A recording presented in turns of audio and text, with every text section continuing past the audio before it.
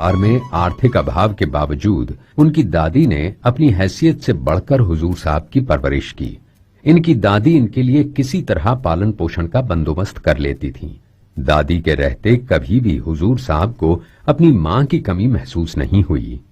हुजूर साहब की दादी एक धार्मिक प्रवृत्ति वाली महिला थीं, अतः ये कहना गलत नहीं होगा कि हुजूर साहब के अंदर भक्ति भाव व आध्यात्मिक ज्योत को जलाने का कार्य इनकी दादी ने ही किया। इंसानों व जानवरों से प्रीत का पाठ पढ़ाने वाली भी इनकी दादी ही थी। जितने हुए हैं संत जन सतनाम आधीन, पराविद्या है संत की, दिल में करो यकीन रे भाई, दिल में करो यकीन। वैसे तो अक्सर देखा जाता है कि नवजात शिशु की मां की मौत के बाद उस बच्चे का पिता बड़े लाड प्यार से अपने बच्चे की परवरिश करता है, मगर हुजूर साहब के साथ उल्टा ही हुआ। इनकी माताजी की मौत के पश्चात इनके पिता का रवैया इनके प्रति बहुत कड़ा हो गया, परंतु उनके इस रवैये का भी हुजूर साहब के व्यक्तित्व पर सकारात्मक असर ही पड़ा। अपने पिता के इस सख्त रवैये के कारण ही हुजूर साहब बचपन से ही कर्मठ बन गए। हुजूर साहब की 4 वर्ष की आयु में ही इनके पिता ने इनके हाथ में लाठी देकर पशुओं को खेतों में ले जाकर चराने की जिम्मेदारी इनके कोमल कंधों पर डाल दी थी।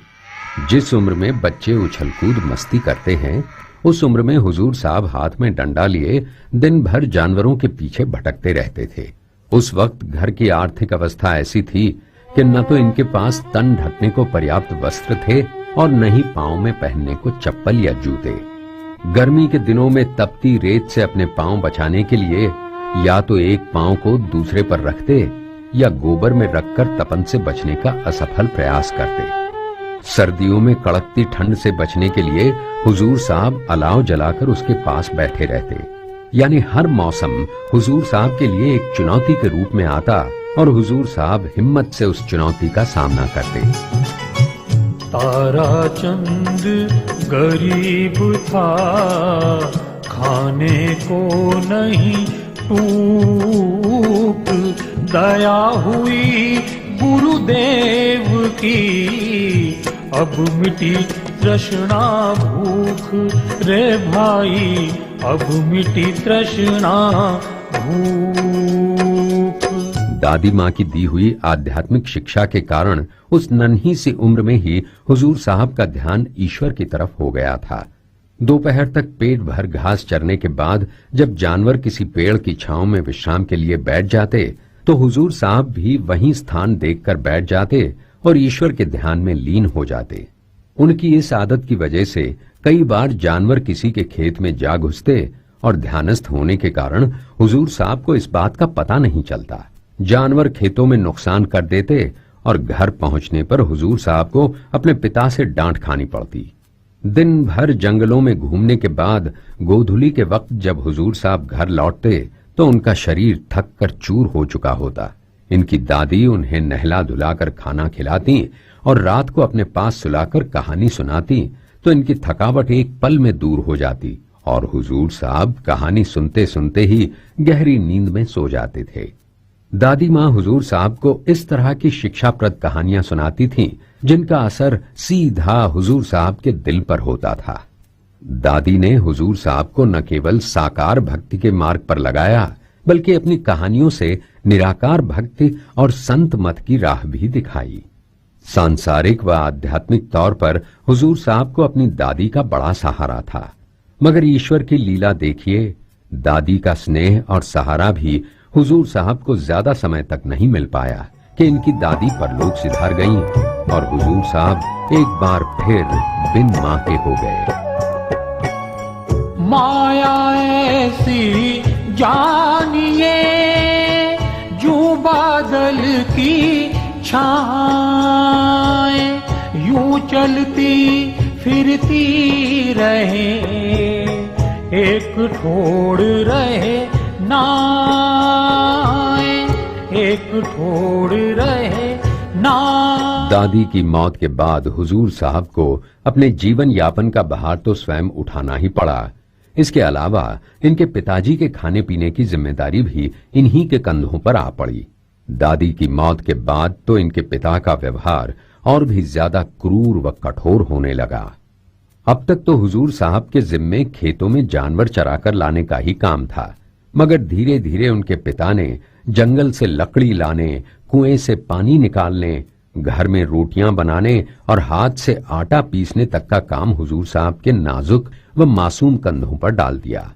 ये सब काम तो हुजूर साहब जैसे तैसे कर लेते थे, मगर इन्हें अपने पिता की जो बात सबसे नागवार लगती थी वो थी उनका हुजूर साहब के भजन कीर्तन से चिढ़ना। एक दिन सुबह जब महाराज जी नहा धोकर प्रभु के ध्यान में बैठे ही थे कि इनके पिता आ पहुंचे। मैं वहाँ भूख से मर रहा हूँ और तू यहाँ आसन जमाए बैठा है। पिताजी आप चलिए, मैं अभी रोटी बनाकर लाता हूँ। मेरी बात कान खोलकर सुन ले। अगर आज के बाद कभी ये पूजा पाठ की तो मुझसे बुरा कोई नहीं होगा। ताराचंद साधन किया, बैठा जा एकांत, चित्त एकाग्र हो गया, हृदय हो गया शांत रे भाई, हृदय हो गया शांत। तू रस्सी को ध्यान से नहीं बांट रहा है तारा। क्या हुआ पिताजी? ये देख, तेरी रस्सी में इतने लंबे रेशे लटक रहे हैं। पिताजी रेशे तो आपकी रस्सी में भी लटक रहे हैं और आपके रेशे तो बड़े भी हैं और ज्यादा भी। देख बेटा, रस्सी बांटते वक्त रेशे छोड़ने की मेरी आदत तो अब पक गई है, पर तू तो ये गंदी आदत मत डाल। हुजूर महाराज जी ने अपने पिता की कही बात पर ध्यान दिया और बढ़िया रस्सी बांटकर अच्छे भाव में बेची। गुण ग्राह्यता की इसी भावना ने हुजूर महाराज जी को एक दिव्य पुरुष और उनके जीवन को भव्य बना दिया था। कूड़ा कर कट साफ कर, सुथरा कर लिया माल, बीन बजी सतलोक में, नीचे रह गया काल रे भाई, नीचे रह गया काल। हुजूर साहब की दादी की मौत के बाद इनकी मां बनकर इनका हाथ थामने वाली औरत थी इनके ही गांव दिनोद के पटवारी शंभूनाथ की पत्नी मनप्यारी। ये दोनों ही पति पत्नी बड़े ही धार्मिक विचारों वाले इंसान थे और अपने घर पर प्रायः सत्संग कराते रहते थे। इन सत्संगों में हुजूर साहब अवश्य हाजिर रहते थे। इस तरह लगातार घर पर आते रहने के कारण बालक हुजूर साहब से मनप्यारी का आत्मिक लगाव हो गया। मनप्यारी के सानिध्य में ही हुजूर साहब ने पढ़ना लिखना आरंभ किया। भाई वाह, तुमने तो एक ही दिन में इतना सब कुछ सीख लिया। आपने सिखाया तो मैं सीख पाया माता। अच्छा जरा ये पढ़कर तो सुनाओ। र आम राम, स ईसी, त आता सीता, र आम राम, सीता राम। इस तरह आहिस्ता आहिस्ता हुजूर साहब रामायण, गीता आदि का पाठ करने लगे। मनप्यारी ने हुजूर साहब को लिखना पढ़ना तो सिखाया ही, इसके अलावा इनकी दादी माँ के द्वारा इनके अंदर जलाई गई आध्यात्मिक ज्योत में घी डालते रहने का काम भी मनप्यारी ने किया। एक दिन मनप्यारी ने देखा कि बालक ताराचंद जी महाराज एक जगह खड़े एक बारात में होने वाले नृत्य को बड़े चाव से देख रहे थे। अगले दिन जब हुजूर महाराज जी उनके पास सत्संग में आए तो माता मनप्यारी ने उनसे पूछा, क्यों भगत, कल कहाँ खो गए थे? कहीं नहीं माता, मैं तो यहीं था।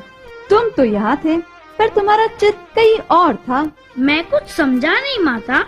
समझने वाली बात ये है कि तुम बड़े चाव से कल बारात का नाच गाना देख रहे थे। हाँ माता, बहुत अच्छा लग रहा था। वे लोग कितना बढ़िया नाच रहे थे। वे लोग अच्छा नाच रहे थे या खराब नाच रहे थे ये बात नहीं है,